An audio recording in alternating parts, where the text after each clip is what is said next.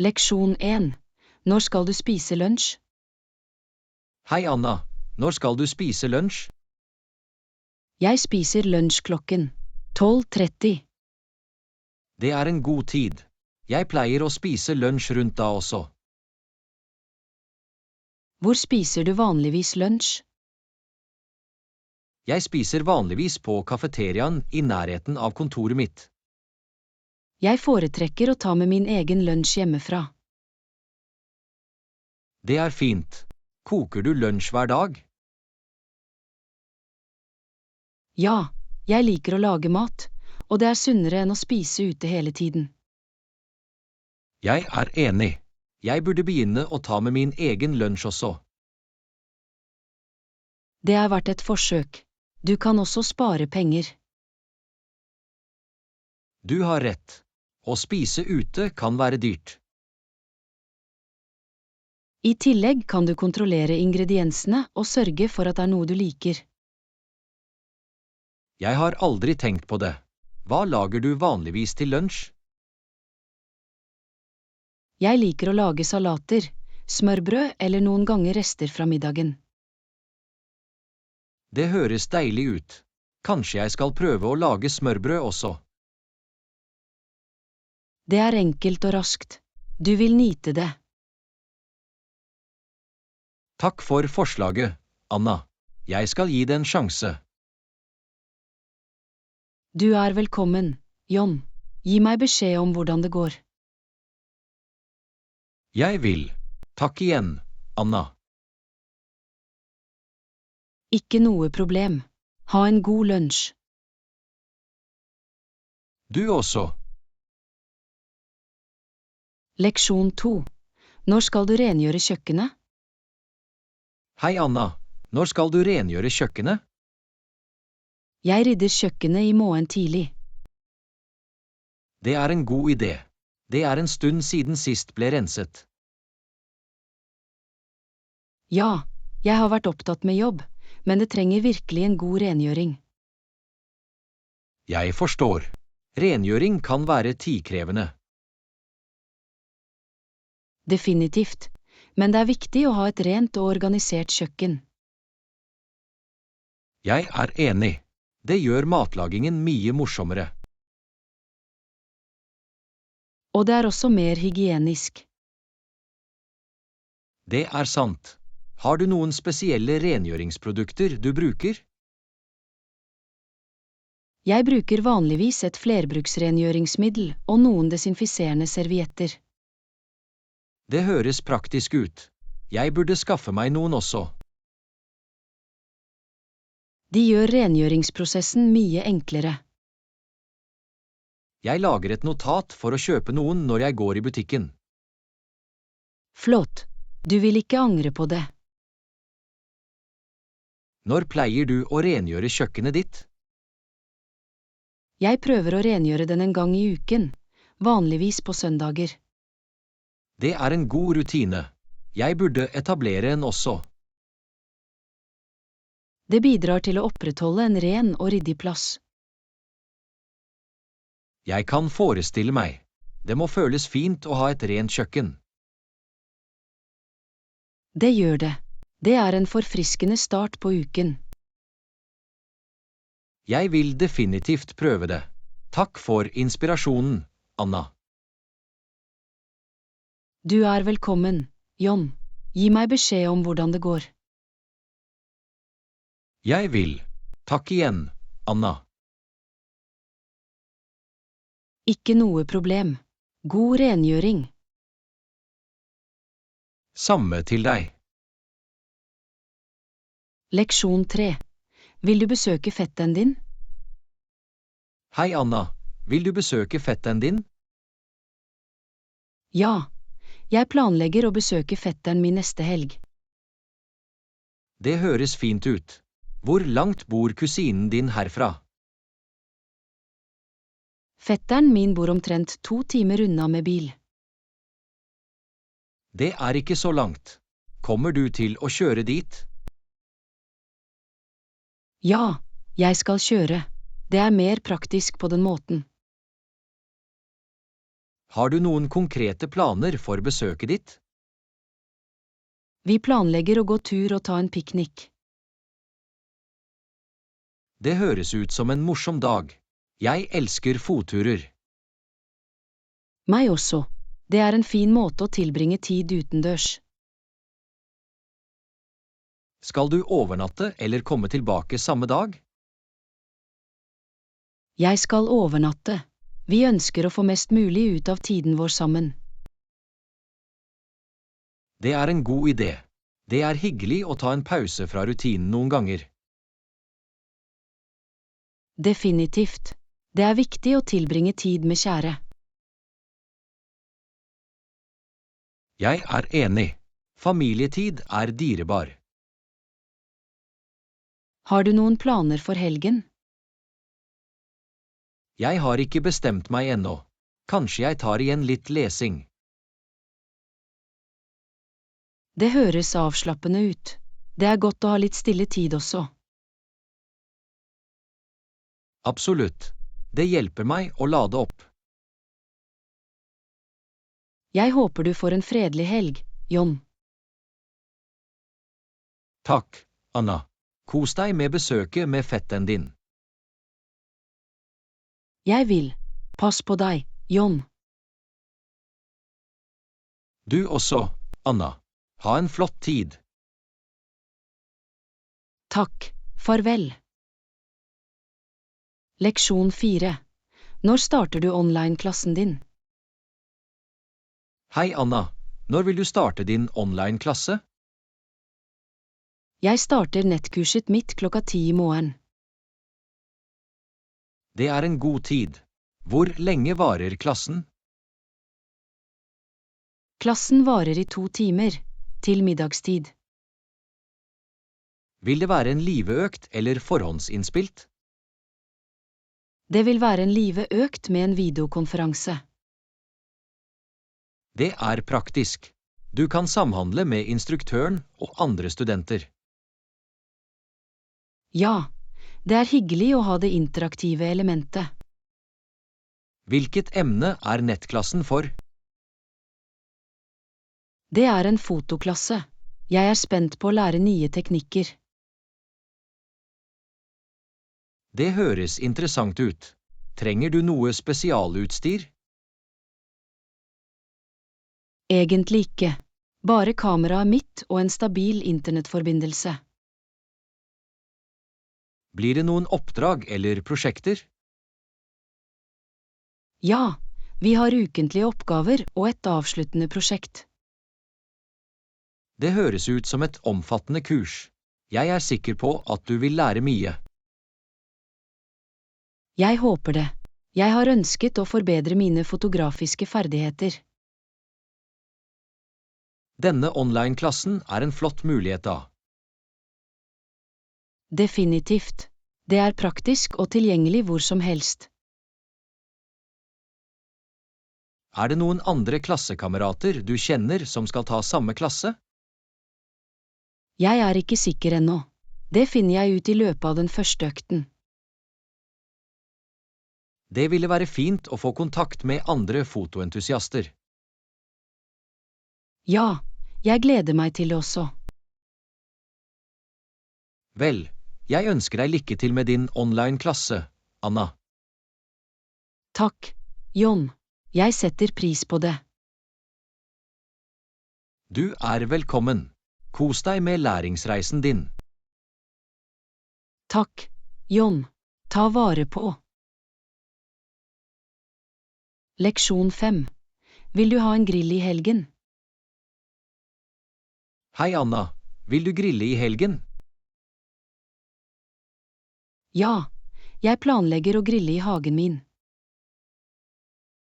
Det høres fantastisk ut. Når starter grillen? Vi starter rundt 13:00 på ettermiddagen. Flott. Vil du invitere venner og familie? Ja, jeg vil invitere noen nære venner og noen familiemedlemmer. Det høres ut som en morsom samling. Hva skal du grille? Vi skal grille burgere, pølser og litt grønnsaker. Jeg elsker en god grillet burger.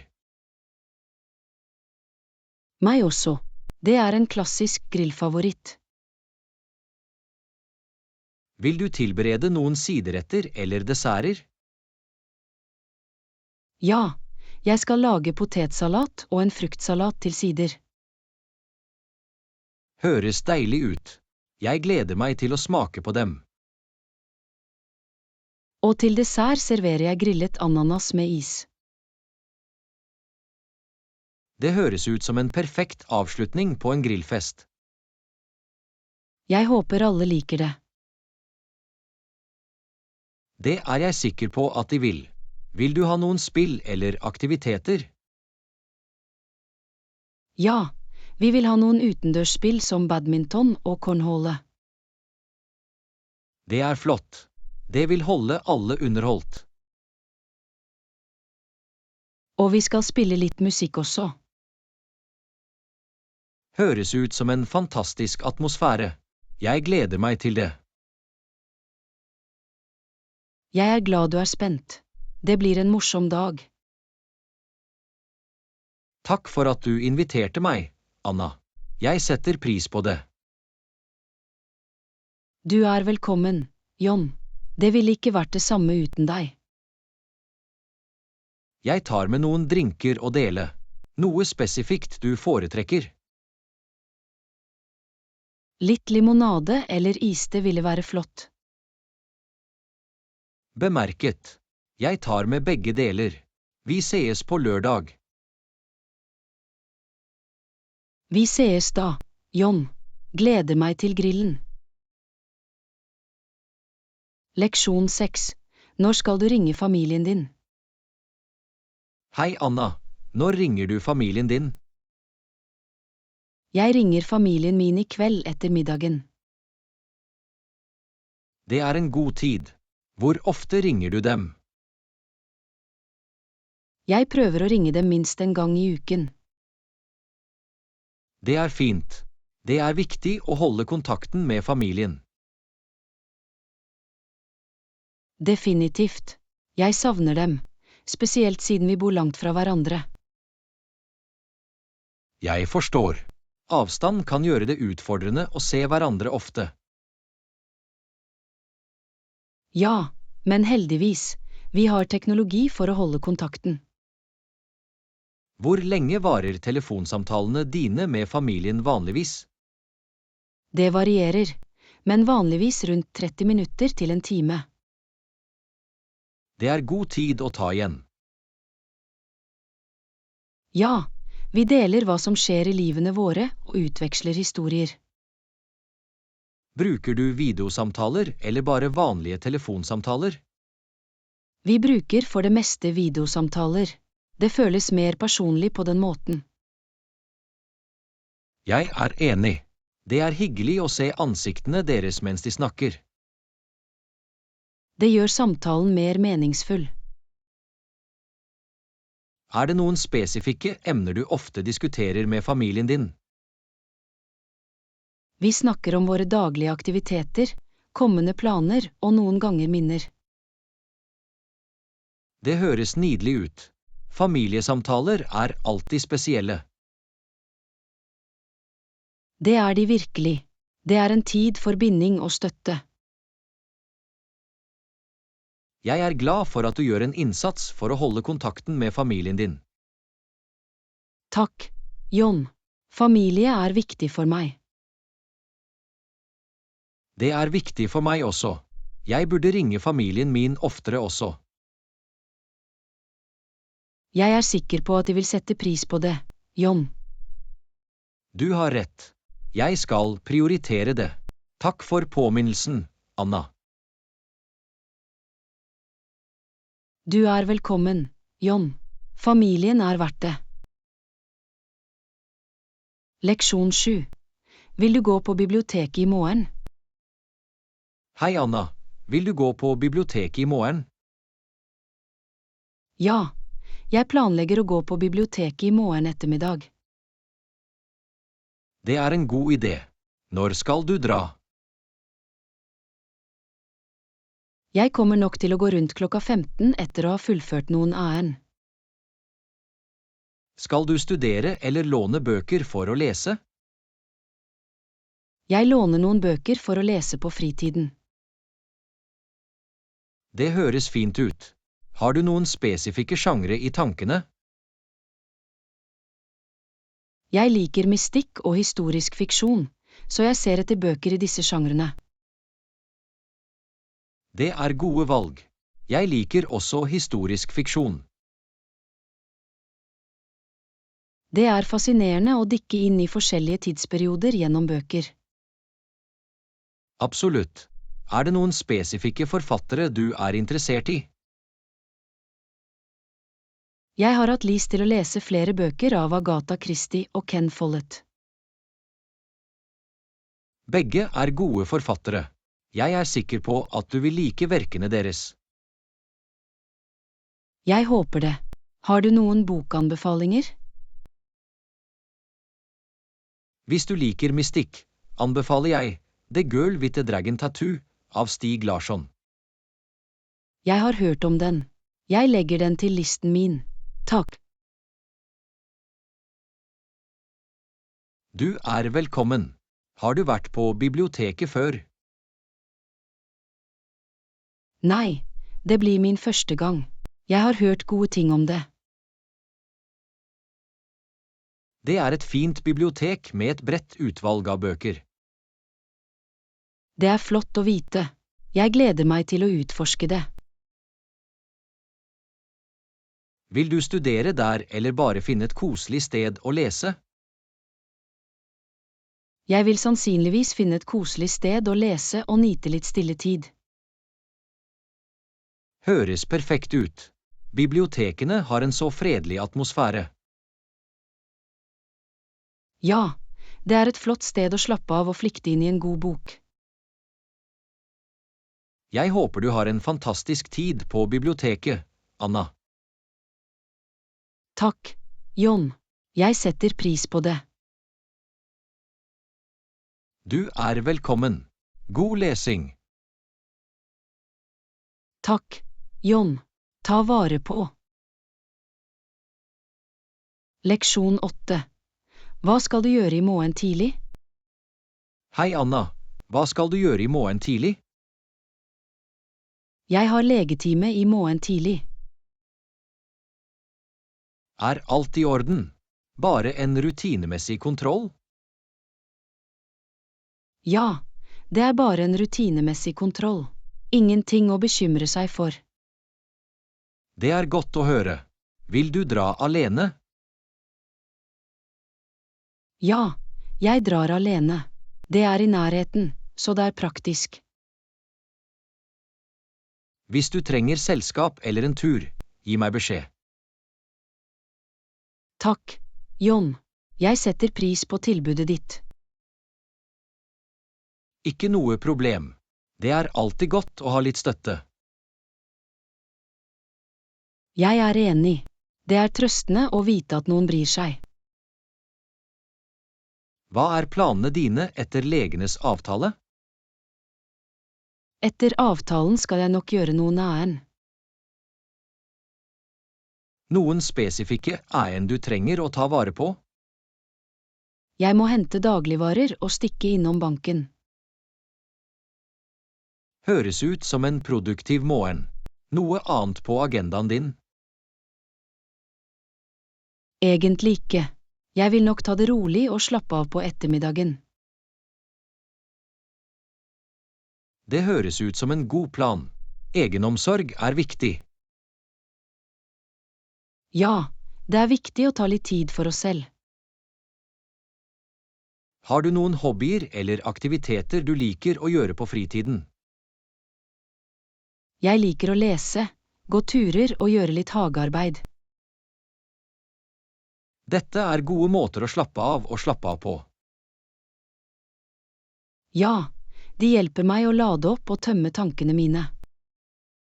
Er det noe jeg kan gjøre for å hjelpe eller støtte deg? Dine hyggelige ord og vennskap er allerede en stor støtte, John. Takk, Anna. Jeg er her for deg når du trenger det. Jeg setter pris på det. Det betyr mye for meg. Jeg håper legeavtalen din går bra, Anna. Takk, John. Jeg skal fortelle deg hvordan det går. Pass på deg, Anna. Ønsker deg en god og fredelig dag i morgen. Du også, John. Ha en fantastisk dag også. Leksjon 9.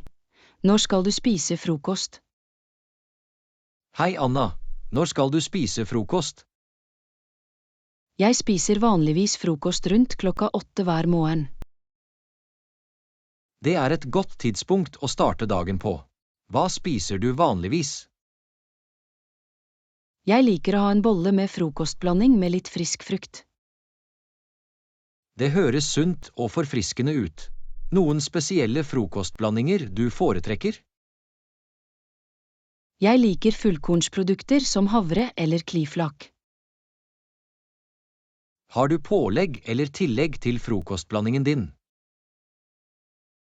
Jeg legger vanligvis til noen skiver bananer eller bær for ekstra smak. Det er en fin måte å forbedre smaken på. Drikker du noe med det? Jeg pleier å ta en kopp kaffe eller et glass appelsinjuice. Fine valg. Jeg er mer en te-person selv. Te er også flott. Det er en beroligende måte å starte dagen på. Spiser du frokost alene eller sammen med noen andre? Jeg spiser vanligvis frokost alene på hverdager. Hva med helger eller spesielle anledninger? I helgene spiser jeg noen ganger frokost med familie eller venner. Frokostsamlinger kan være en fin måte å få kontakt med kjære på. Ja, det er en fin tid å ta igjen og nyte hverandres selskap. Har du et favoritt-frokoststed eller restaurant? Egentlig ikke. Jeg foretrekker å spise frokost hjemme mesteparten av tiden. Hjemmelaget frokost er det beste. Du kan tilpasse dem. Det er sant. Jeg kan tilpasse frokosten min etter min smak. Jeg håper du får en deilig og energigivende frokost i morgen, Anna. Takk, John. Jeg ønsker det samme for deg også. Takk, Anna. Kos deg med dagen fremover. Du også, John. Ta vare på. Leksjon 10. Vil du ta en dusj før du drar på jobb? Hei, Anna. Vil du ta en dusj før du drar på jobb? Ja, jeg tar alltid en dusj om morgenen før jeg drar ut. Det er en god måte å føle seg uthvilt og klar for dagen. Absolutt. Det hjelper meg å våkne opp og føle meg mer våken. Har du noen spesifikke dusjrutiner eller produkter du bruker? Jeg liker å bruke en fuktighetsgivende kroppsvask og en mild shampoo. Å ta vare på hud og hår er viktig. Ja, det er viktig å opprettholde god hygiene og egenomsorg. Hvor lenge varer din vanlige dusj? Dusjene mine varer vanligvis rundt 10–15 minutter. Det er god tid. Effektiv og effektiv. Jeg prøver å være oppmerksom på vannsparing også. Det er flott. Hver liten innsats teller. Takk skal du ha.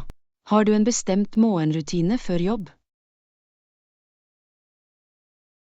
Ja, jeg liker å spise en rask frokost og gjøre noen strekk.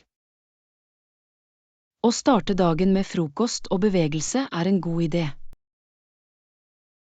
Det hjelper meg å føle meg energisk og fokusert. Jeg er enig. Det er viktig å sette en positiv tone for dagen. Er det noen spesifikke utfordringer eller fordeler med morgenrutinen din? Utfordringen er noen ganger å føle seg forhastet, men fordelen er å føle seg forberedt. Det gir mening. Å være forberedt setter et godt grunnlag for dagen. Nøyaktig. Det hjelper meg å holde meg organisert og på sporet. Jeg håper du får en forfriskende dusj og en produktiv dag på jobben, Anna. Takk, John. Jeg ønsker det samme for deg også. Takk, Anna. La oss gjøre det til en flott dag. Absolutt. John, ta vare på. Leksjon 11. Når begynner du å jobbe? Hei, Anna. Når begynner du å jobbe? Jeg begynner vanligvis å jobbe 9:00 hver dag. Det er et godt tidspunkt å starte arbeidsdagen. Hvor lang er arbeidsplanen din? Jeg jobber fra 9 til 17:00, så det er en 8 timers arbeidsdag. Har du en bestemt rutine eller oppgaver du gjør når du begynner på jobb? Ja, jeg sjekker vanligvis e-postene mine og prioriterer oppgavene mine for dagen. Det er en god måte å bli organisert og sette mål for dagen. Det hjelper meg å være fokusert og produktiv. Er det noen spesielle utfordringer du møter når du starter arbeidet? Noen ganger er det vanskelig å bytte gir fra personlig tid til arbeidsmodus. Jeg kan forstå det. Det er viktig å finne en balanse. Ja, å finne den overgangen kan til tider være litt utfordrende. Har du noen strategier eller tips for å overvinne den utfordringen? Jeg synes at å ha en morgenrutine og sette klare grenser hjelper. Det er smart. Å lage et dedisert arbeidsområde kan også gjøre en forskjell. Absolutt. Å ha et bestemt arbeidsområde hjelper meg å komme i arbeidsmodus. Er det noen spesifikke oppgaver eller prosjekter du gleder deg til i dag? Jeg har et møte med teamet mitt for å diskutere et nytt prosjekt, så det er spennende. Det høres interessant ut. Samarbeid og teamarbeid kan være givende. Definitivt. Det er alltid flott å jobbe sammen mot et felles mål. Vel, jeg håper du får en produktiv og vellykket dag på jobben, Anna. Takk, John. Jeg ønsker det samme for deg også. Takk, Anna. La oss få mest mulig ut av dagen fremover. Absolutt. John, ta vare på å ha en flott dag. Leksjon 12. Vil du spise lunsj hjemme? Hei, Anna. Vil du spise lunsj hjemme? Nei, jeg skal spise lunsj på en restaurant i dag. Det er en fin forandring. Hvilken restaurant planlegger du å gå til? Jeg tenker på å prøve den nye italienske restauranten i sentrum. Italiensk mat høres deilig ut. Har du en favorittrett i tankene? Jeg lener meg mot å prøve pastarettene deres, kanskje noe med sjømat. Det høres ut som et godt valg. Sjømatpasta kan være veldig velsmakende. Jeg håper det. Jeg har hørt gode ting om maten deres. Er det noen som blir med deg til lunsj, eller skal du gå alene? Jeg skal med noen kolleger fra jobben. Det er fint. Det er alltid morsomt å ha en lunsjutflukt med kolleger. Ja, det er en god mulighet til å knytte bånd utenfor kontoret. Vil du ha nok tid til lunsj før du kommer tilbake til jobb? Vi har planlagt en lengre lunsjpause, så det skal være nok tid. Det er godt å høre. Det er viktig å ta pauser og lade opp. Absolutt. Det bidrar til å forbedre produktiviteten og det generelle trivselet. Har du noen kostholdsbegrensninger eller preferanser å vurdere? Jeg har ingen begrensninger, men jeg foretrekker lettere, sunnere alternativer. Det er en god tilnærming. Det er viktig å lytte til kroppens behov. Ja, jeg prøver å ta bevisste valg når det gjelder mat. Jeg håper du får en fantastisk lunsj på restauranten, Anna. Takk, John. Jeg gleder meg til det. Nyt måltidet og ha en fin tid med kollegene dine. Takk, John. Jeg setter pris på det. Ha en flott ettermiddag. Du også, Anna. Ta vare på. Leksjon 13. Når er du ferdig med arbeidet? Hei, Anna. Når er du ferdig med arbeidet? Jeg pleier å avslutte jobben rundt klokken 17 hver dag. Det er en typisk tid for arbeidsdagen å ta slutt. Er det en fast tidsplan? Ja, det er en standard tidsplan for meg med mindre det er noen presserende oppgaver. Har du noen spesifikke oppgaver eller tidsfrister å fullføre i dag? Jeg har noen få frister å overholde, men jeg burde kunne fullføre dem i tide.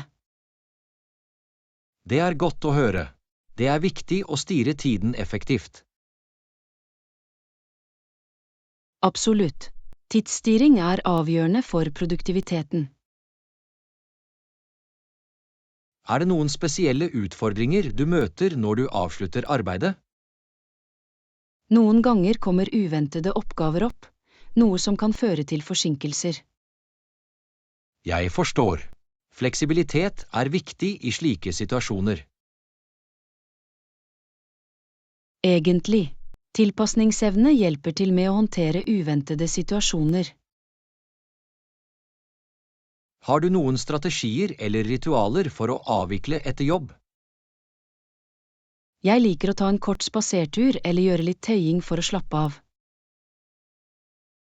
Det er en fin måte å gå fra jobb til personlig tid. Det hjelper meg å rydde tankene mine og skifte fokus. Er det noen aktiviteter eller hobbyer du liker etter jobb? Jeg liker å lese, høre på musikk og tilbringe tid med kjære. Det er fantastiske måter å slappe av og lade opp.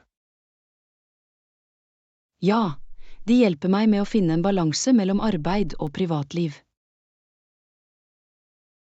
Vel, jeg håper du får en produktiv og tilfredsstillende dag på jobben, Anna. Takk, John. Jeg ønsker det samme for deg også. Takk, Anna.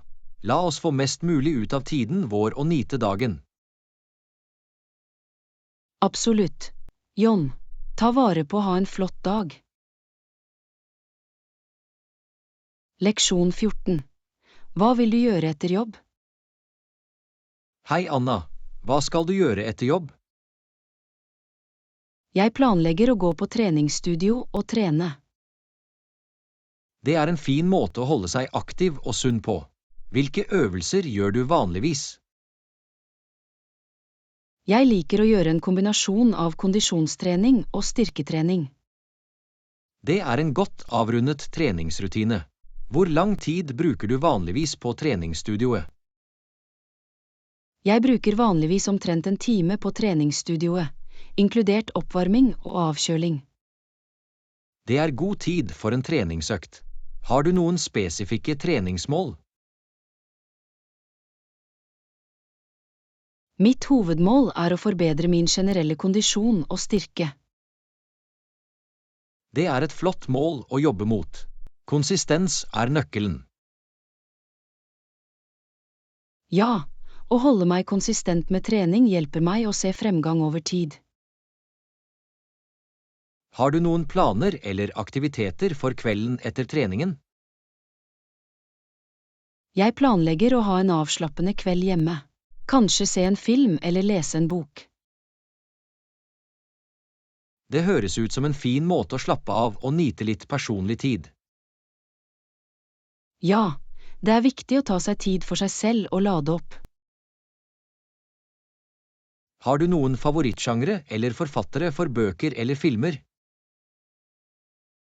Jeg liker en rekke sjangre, men jeg er for tiden interessert i mysterieromaner. Mysterieromaner kan være ganske spennende. Noen favorittforfattere i den sjangeren?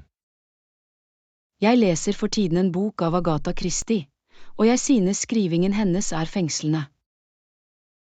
Agatha Christie er en kjent forfatter i mysteriesjangeren. Kos deg med lesingen. Takk, John. Jeg gleder meg til det. Hva med deg? Noen planer etter jobb? Jeg skal delta på en gitartime senere på kvelden. Jeg har lært meg å spille. Det er fantastisk. Å spille et instrument er en fantastisk hobby. Hvordan er fremgangen din? Jeg er fortsatt nybegynner, men jeg liker læringsprosessen og trener regelmessig. Det er ånden. Øvelse gjør mester. Kos deg med gitarleksjonen din. Takk, Anna. Jeg vil. La oss få mest mulig ut av aktivitetene våre etter arbeidet og ha en tilfredsstillende kveld. Absolutt. John, ta vare på å ha en flott kveld. Leksjon 15. Vil du lage middag i kveld? Hei, Anna. Vil du lage middag i kveld? Nei, jeg tenker å bestille takeaway i stedet. Det er et praktisk alternativ. Noe spesielt kjøkken du har i tankene. Jeg er i humør for litt kinesisk mat i kveld. Kinesisk mat høres deilig ut. Har du en favorittrett? Jeg liker virkelig søt og sur kylling med stekt ris. Det er et klassisk valg. Det er alltid en publikumsplaker. Ja, det er en velsmakende kombinasjon av smaker og teksturer. Har du en go-to-restaurant for kinesisk takeaway? Jeg har en favorittlokal restaurant som lager god kinesisk mat. Det er godt å vite. Lokale favoritter har ofte autentiske smaker. Ja, rettene deres er alltid smakfulle og tilfredsstillende. Har du vanligvis noen spesifikke sideretter eller forretter med kinesisk takeaway? Jeg liker å bestille noen vårruller eller dumplings som forretter. Vårruller og dumplings er alltid et populært valg. De er velsmakende og flotte å dele med andre også. Planlegger du å spise en koselig middag hjemme eller invitere venner over? Jeg skal spise en koselig middag hjemme i kveld. Bare litt avslappende tid. Det høres fint ut. Det er viktig å ha litt kvalitetstid alene. Ja, det hjelper meg å slappe av og lade opp etter en lang dag.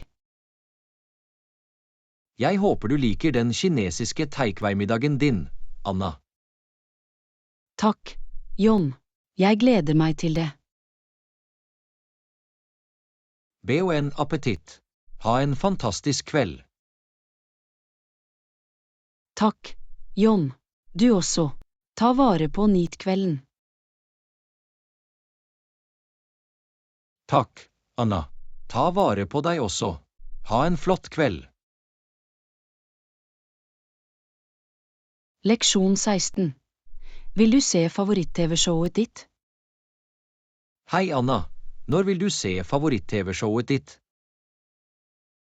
Jeg ser det vanligvis på kveldene etter middagen. Det er et godt tidspunkt å slappe av og nyte litt underholdning. Hvilket show er det? Det er en krimdramaserie som jeg har fulgt en stund. Kriminaldramaer kan være ganske spennende. Har du noen andre favorittsjangre? Jeg liker også komedie og sci-fi-show for litt lettsint underholdning. Det er en fin blanding av sjangre. Det er godt å ha variasjon i TV-preferanser. Absolutt. Det holder ting interessant og tilbyr forskjellige stemninger. Ser du favorittprogrammet ditt alene eller sammen med noen andre? Jeg ser det vanligvis alene, men noen ganger ser jeg med romkameraten eller vennene mine. Å se med andre kan være morsomt, spesielt for å diskutere og dele reaksjoner.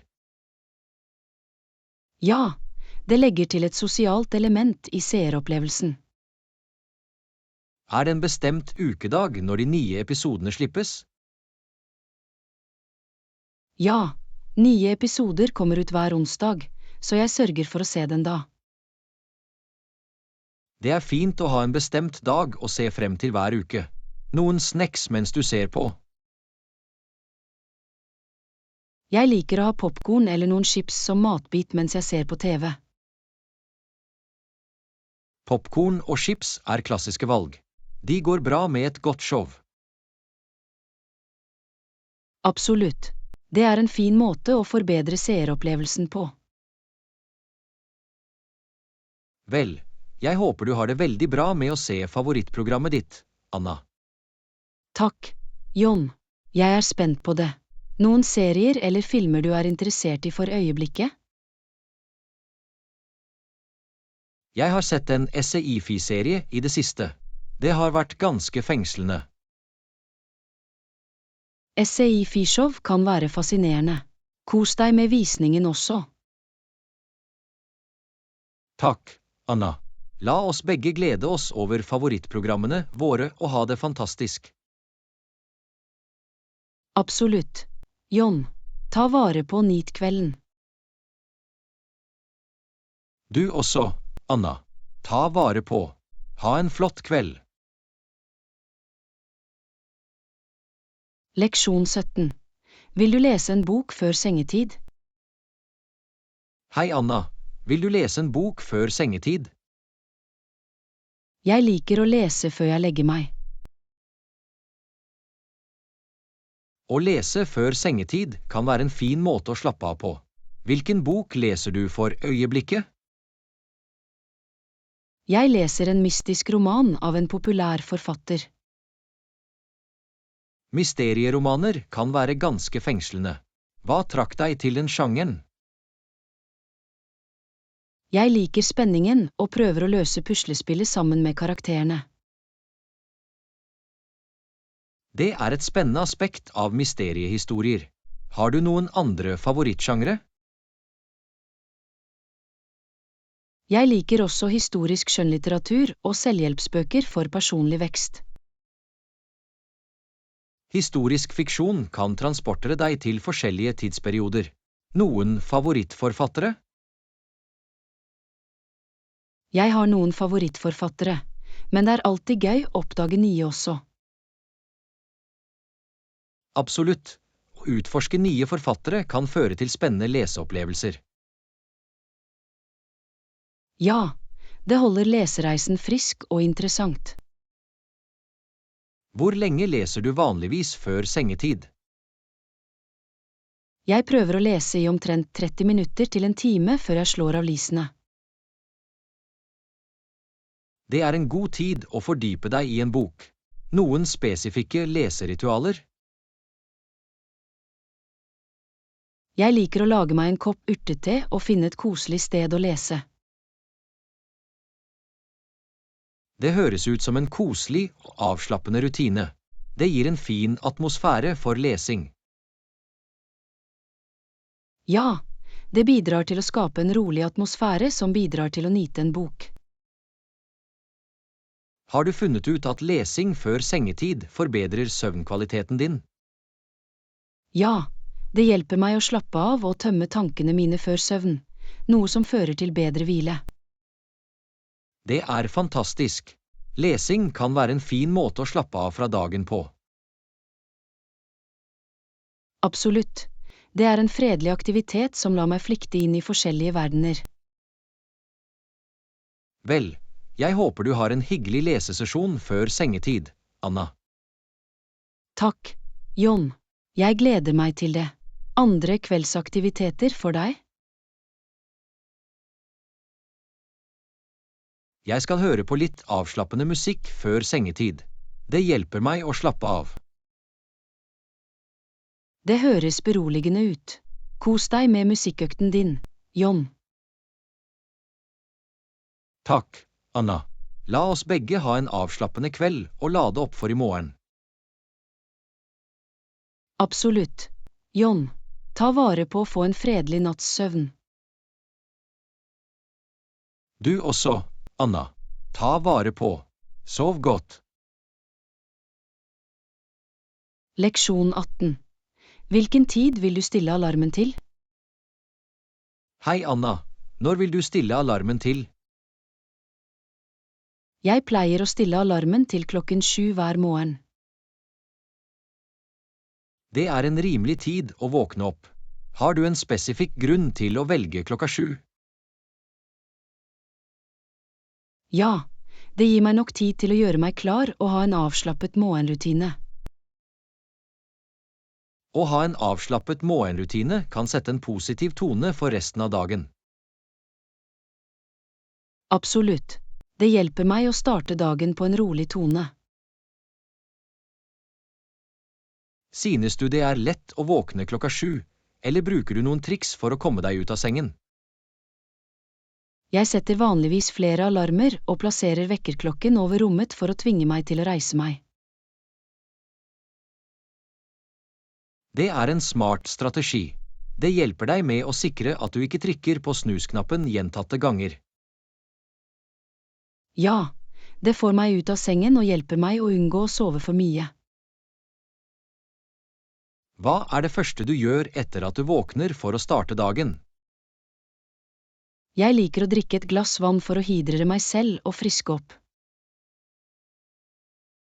Hydrering om morgenen er en sunn vane. Har du en morgentreningsrutine? Jeg prøver å gjøre litt lett stretching eller yoga for å vekke kroppen min og få energi. Streking og yoga er gode måter å starte dagen med litt skånsom bevegelse. Ja, de hjelper meg til å føle meg mer våken og klar for dagen fremover. Etter morgenrutinen din, spiser du frokost hjemme eller på farten? Jeg pleier å spise frokost hjemme. Det er en fin måte å få en fredelig start på dagen. Å spise en fredelig frokost hjemme kan være en fin måte å nyte morgenen på. Absolutt. Det lar meg nyte maten min og få en oppmerksom start på dagen. Jeg håper du får en forfriskende og produktiv morgen, Anna. Takk, John. Jeg ønsker det samme for deg også. Noen konkrete planer for morgenen din? Jeg skal ta en joggetur om morgenen for å få litt trening og frisk luft. Det høres forfriskende ut. Kos deg med joggeturen, John. Takk, Anna. La oss begge få mest mulig ut av morgenene våre og ha en flott dag. Absolutt. John, ta vare på å ha en fantastisk dag fremover. Du også, Anna. Ta vare på. Ha en fantastisk dag. Leksjon 19. Vil du sjekke e-postene dine om morgenen? Hei, Anna. Vil du sjekke e-postene dine om morgenen? Ja, jeg gjør det til en vane å sjekke e-postene mine først om morgenen. Å sjekke e-post om morgenen kan hjelpe deg med å holde deg organisert. Noen spesifikk grunn til å gjøre det? Det lar meg prioritere oppgaver og svare på presserende meldinger raskt. Det er en praktisk tilnærming. Har du en bestemt tid satt av for å sjekke e-post? Jeg bruker vanligvis de første 30 minuttene av morgenrutinen min til å sjekke og svare på e-post. Det er en god tidsramme å tildele for e-postadministrasjon. Noen tips for effektiv håndtering av e-post. Jeg prøver å sortere e-post i mapper og adressere dem basert på prioritet. Det hjelper meg å holde meg organisert. Organisering av e-post i mapper er en fin måte å effektivisere prosessen på. Noen andre strategier? Jeg melder meg også av unødvendige adresselister for å holde innboksen rotfri. Avmelding fra uønskede adresselister kan definitivt bidra til å rydde opp i innboksen. Smart trekk. Takk, John. Det er et lite skritt, men det gjør en forskjell i å opprettholde en ryddig innboks. Absolutt. En ryddig innboks kan redusere stress og forbedre produktiviteten. Noen favoritt e-postproduktivitetsverktøy? Jeg bruker e-postfiltre og etiketter for automatisk å kategorisere og organisere innkommende meldinger. Bruk av filtre og etiketter er en effektiv måte å administrere e-post på. Det sparer tid og holder ting organisert. Ja, det hjelper meg å finne spesifikke e-postmeldinger raskt og holder alt på plass. Svarer du på e-post umiddelbart, eller setter du av bestemte tider for svar? Jeg prøver å svare på presserende e-poster umiddelbart. For andre e-poster setter jeg av bestemte tider for svar. Det er en god tilnærming for å sikre rettidige svar. Det bidrar til å opprettholde kommunikasjonseffektivitet. Takk, John. Det hjelper meg å balansere og være lydhør mens jeg fortsatt fokuserer på andre oppgaver. Vel, jeg håper du har en produktiv e-postøkt i morgen, Anna. Takk, John. Jeg ønsker deg det samme. Noen andre morgenrutiner du følger? Jeg tar noen øyeblikk for meditasjon og refleksjon for å starte dagen med et klart sinn. Det er en fin måte å dyrke mindfulness og sette en positiv tone for dagen. Absolutt. La oss begge ha en produktiv og fokusert morgen, Anna. Faktisk. John, ta vare på å ha en vellykket dag. Du også, Anna. Ta vare på å ha en fantastisk dag fremover. Leksjon 20. Nå ringer du vanligvis vennen din. Hei, Anna. Nå ringer du vanligvis vennen din. Jeg ringer vanligvis vennen min om kveldene etter jobb eller i helgene. Det er et godt tidspunkt å ta igjen og ha en samtale. Hvor ofte ringer du? Jeg prøver å ringe vennen min minst 1 eller 2 ganger i uken for å holde kontakten. Å holde kontakten med venner er viktig. Har du en foretrukket dag å ringe? Jeg har ikke en bestemt dag, men jeg velger vanligvis en dag når vi begge er fri. Det er forståelig. Det er viktig å finne en tid som fungerer for dere begge. Noen spesiell grunn til å ringe? Noen ganger snakker vi bare om dagen vår eller deler interessante nyheter eller oppdateringer. Det er hyggelig å ha uformelle samtaler og holde seg oppdatert med hverandres liv. Noen andre kommunikasjonsmidler? Vi tekster også hverandre gjennom uken for å holde kontakten og utveksle raske meldinger.